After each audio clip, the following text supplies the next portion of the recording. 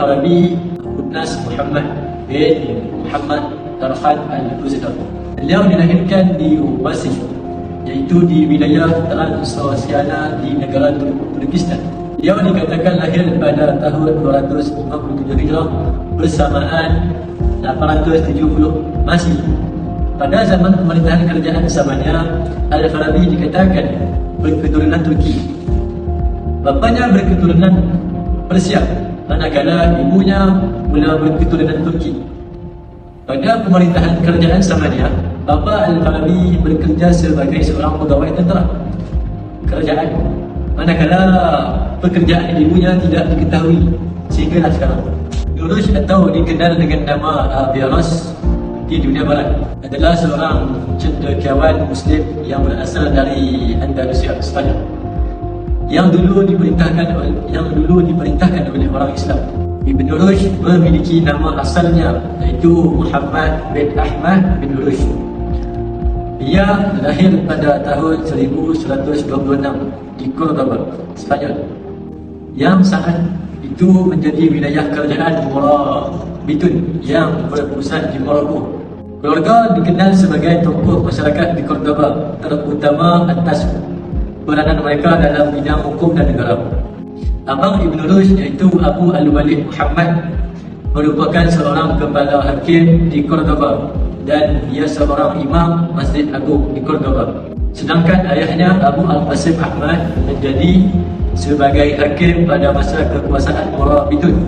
Kemudian kita akan beralih kepada pendidikan Al-Farabi. Al-Farabi dikatakan mendapat pendidikan awal dari guru-guru persendirian, sama ada beliau pergi belajar di rumah guru perkenaan ataupun beliau belajar secara formal di masjid-masjid yang terdapat di Wasij. Beliau dikatakan dibesarkan semasa pemerintahan Nasr ibn Ahmad. Al-Farabi tidak seperti beberapa tokoh atau sarjana muslim yang lain. Ini karena beliau tidak menulis mengenai riwayat-riwayat hidupnya sendiri berbanding dengan tokoh yang lain yang membuatkan biografi tentang kehidupan mereka. Keduanya, Al-Farabi dikatakan memiliki atau mempunyai daya akal yang tinggi sejak dari kecil lagi. Ini karena dalam usia muda lagi, beliau telah belajar dan mampu belajar berbagai-bagai ilmu. Al-Farabi juga dikatakan dapat menguasai beberapa bahasa asing, antaranya bahasa Syria, Arab, Greek dan beberapa bahasa lagi. Sebagaimana yang telah kita ketahui bahawa Al-Farabi berasal daripada Wazij dan berkeluarga berketurunan Turki. Penguasaan ini tidak akan dicapai tanpa keinginan yang tinggi.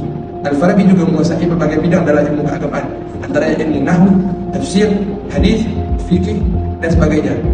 Selain itu, beliau juga mahir dalam berbagai cabang-cabang falsafah, ilmu lingkungan, ilmu militer dan ilmu musik.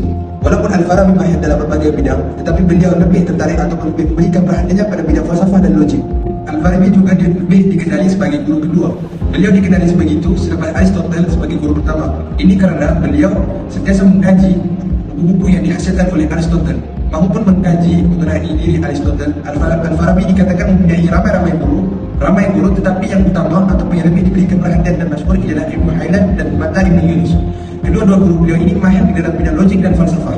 Seterusnya kita akan mengenali sedikit tentang latar belakang pendidikan Ibn Rushd ataupun yang lebih dikenali sebagai Muhammad bin Ahmad bin Rushd. Ketika masih muda, Ibn Rushd telah menerima pendidikan yang istimewa tentang hadis, doktorat dan teologi. Dia belajar hukum Islam atau fiqh dengan ulama yang bernama Al-Hafiz Abu Muhammad bin Rizq yang bermazhab Maliki. Ibn Rushd juga belajar tentang fiqh daripada ayahnya yang mengajarkan kitab Al-Muwatta ataupun Al-Muwatta, buah karya Imam Malik yang paling terkenal. Guru ilmu hadisnya ialah Ibnu Bashkuwan yang merupakan murid dari datuknya. Sedangkan dalam bidang kedokteran dan falsafah, ia berguru ke Abu Ja'far Jarir At-Tajair. Ibn Rushd juga sempat belajar secara berdikari saat mempelajari karya-karya dari Ibnu Bajjah ataupun Abu Qais yang dikenal sebagai ilmuwan astronomi, fizik dan juga sastra. Saat muda, ia sudah sering ikut dalam pertemuan ilmuwan di Andalusia, salah satunya pertemuan diikuti para filsuf, dokter dan sastra di kota Sevilla. Dalam pertemuan itu hadir filsuf Ibnu Tufail, Ibnu Zuhri serta Abu Yusuf Yaqub yang telah menjadi khalifah Muwahhidun. Sumbangan Al-Farabi.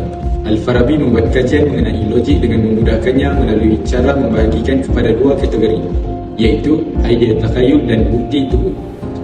Al-Farabi menulis buku bertajuk Ara Ahli Al-Madinah Al-Fadilah yang merupakan sebuah buku yang terkenal. Al-Farabi menulis buku mengenai muzik yang dikenali sebagai kitab Al-Musiga. Al-Farabi juga merupakan pakar dalam kesenian dan sains muzik. Al-Farabi juga telah mereka cipta beberapa peralatan muzik selain menyumbang kepada ilmu nota muzik. Dalam bidang fizik pula, beliau menunjukkan kewujudan konsep kekosongan. Beliau merupakan seorang yang terawal menulis mengenai ilmu logik Yunani secara teratur dalam bahasa Arab.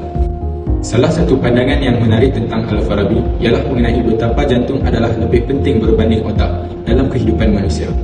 Ini disebabkan jantung memberikan kehangatan kepada tubuh sedangkan otak hanya menyelaraskan kehangatan itu menurut keperluan anggota tubuh badan. Sumbangan Ibn Rushd. Beliau meninggalkan banyak sumbangan yang bermakna dalam bidang falsafah, perubatan, pentadbiran, psikologi dan kehakiman. Sebagai contoh sumbangannya dalam bidang perubatan.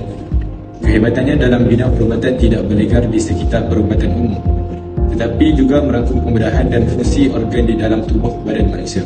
Ibn Rushd memberi penekanan tentang kepentingan menjaga kesihatan. Beberapa pandangan yang dikemukakan dalam bidang perubatan juga didapati mendahului zamannya. Sebagai contoh, beliau pernah menyatakan bahawa demam campak hanya akan dialami oleh setiap orang sekali sahaja. Dalam bidang falsafah yang dipelopori oleh Aristotle, beliau telah berjaya menghasilkan satu pemikiran baru yang membawa kesan kepada bangsa Eropah yang kebetulan sedang menghadapi zaman pembaharuan. Al-Farabi mendefinisikan falsafah adalah suatu ilmu yang menyelidiki hakikat sebenarnya dari segala yang ada ini. Pendapatnya, ini sebagaimana pendapat Plato yang menegaskan falsafah meneliti hakikat yang mendasari sesuatu benda atau perkara di sebalik sifat luarannya, iaitu apa sebenarnya menjadi asas dan intisari pembentukan sesuatu benda atau perkara itu, apa asasnya, apa insi dan apa zatnya. Al-Farabi sependapat dengan pemikiran Plato bahawa alam ini baru yang terjadi dari tidak ada. Idea Plato tentang alam pula mirip kepada suatu pengertian alam akhirat dan dunia Islam. Al-Farabi berjaya meletakkan dasar falsafah ke dalam ajaran Islam. Beliau juga berpendapat bahawa tidak ada pertentangan antara falsafah Plato dan Aristotle yang berlainan pemikirannya, tetapi hakikatnya mereka bersatu dalam tujuannya. Pendapat Al-Farabi tentang falsafah ini disokong, yakni sebagaimana takrifan falsafah dalam bidang kajiannya. Ilmu pengetahuan yang diperolehi melalui kewujudan ini membawa manusia kepada kebijaksanaan dan kebenaran. Ini berupaya untuk manusia mengawal setiap tindak tanduk pelakunya. Setiap tindak tanduk yang baik memberikan manfaat kepada manusia.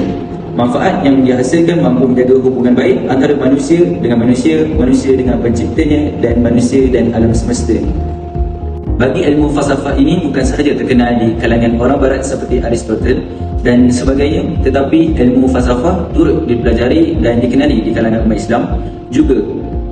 Antara tokoh yang terkenal yang menyentuh ataupun belajar alim faqih dalam bidang ilmu falsafah ini antaranya adalah Imam Ghazali dan Imam Rushdi. Namun yang demikian, apa yang membezakan untuk tokoh ilmu falsafah daripada barat? Namun yang demikian, apa yang membezakan untuk tokoh ilmuwan falsafah daripada barat dan cukai Islam ini adalah kalau agama Islam ini kebiasaannya ulama ataupun tokoh ilmuwan falsafah Islam ini mereka suka memasukkan elemen tasawuf ilmu.